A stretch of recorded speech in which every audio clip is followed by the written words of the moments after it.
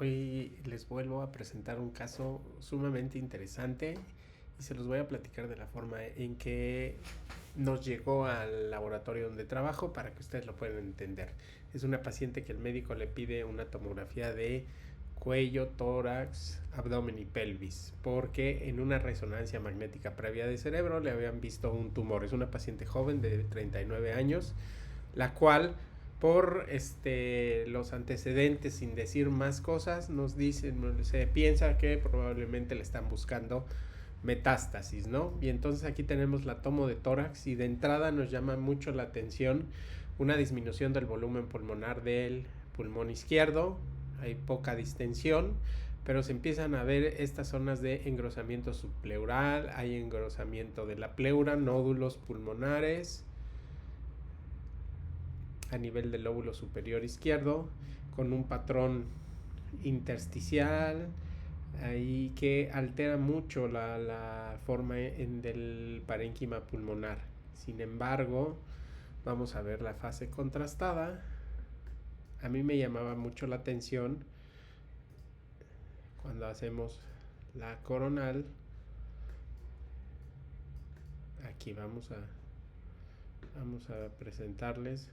Me llamaba mucho la atención, ¿no? Pensando si es algo tumoral, pero me llamaba mucho la atención el componente de la pleura, que hay englosamiento pleural, la presencia de nódulo pulmonar, hay retracción un poco de la cisura y aquí hay más engrosamiento de la pleura y más componente y más nódulos pulmonares. Entonces me llamaba la atención de que pudiera no ser algo tumoral lo que hubieran visto en la resonancia magnética. Yo estaba pensando en una paciente que ya después se investigó, tenía fiebre por las tardes y cuando vamos a ver el cuello empezamos a ver muchísimos crecimientos ganglionares.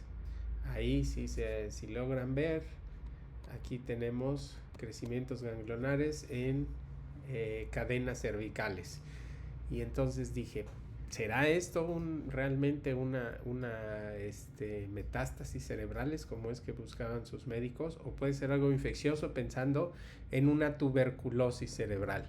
Entonces decidí ver y afortunadamente el gabinete donde se hizo la tomo se había hecho la resonancia magnética. Y de entrada algo que nos llama mucho la atención, aquí se los voy a poner, es hacemos un zoom y veíamos una disminución del calibre de la cerebral media izquierda. Vamos a hacer a revisar la resonancia. Este es el T1, este es el FLAIR y llamaba la atención ahí a nivel del hemisferio cerebral derecho, lóbulo parietal, esas lesiones con edema perilesional, pareciendo también que hay algo dentro del ventrículo lateral izquierdo. Esta es la secuencia hemo, que no hay hemorragia.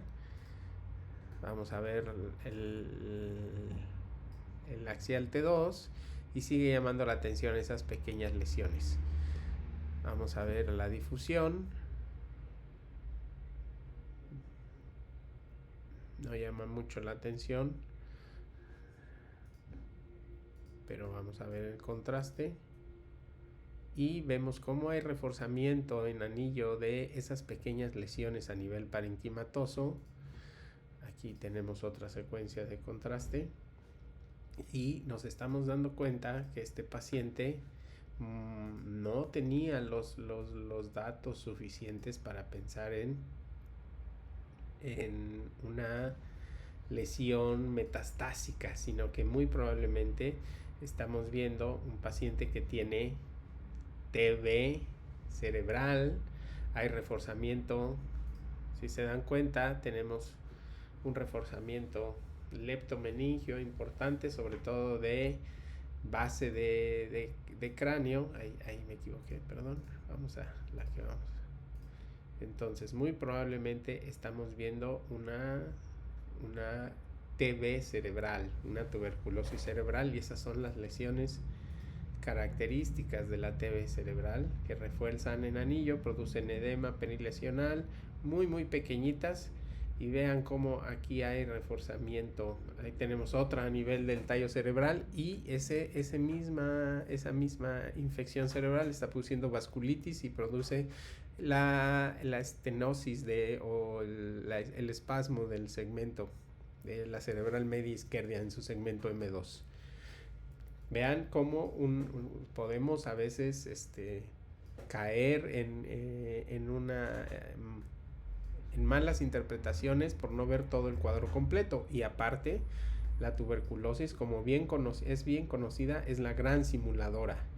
Entonces, aguas cuando tengan casos, revisen bien, pregunten bien con el paciente, vean todos los antecedentes para que puedan llegar a un diagnóstico, porque es muy difícil quitarle un diagnóstico a un paciente cuando alguien ya se lo dio, ya se lo dijo, o quitarle la idea a su médico.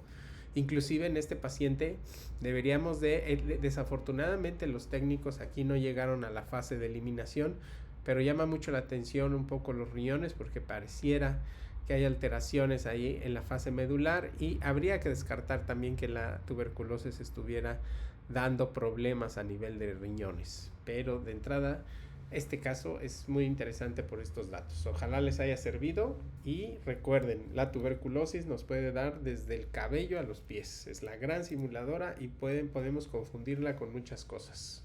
Saludos.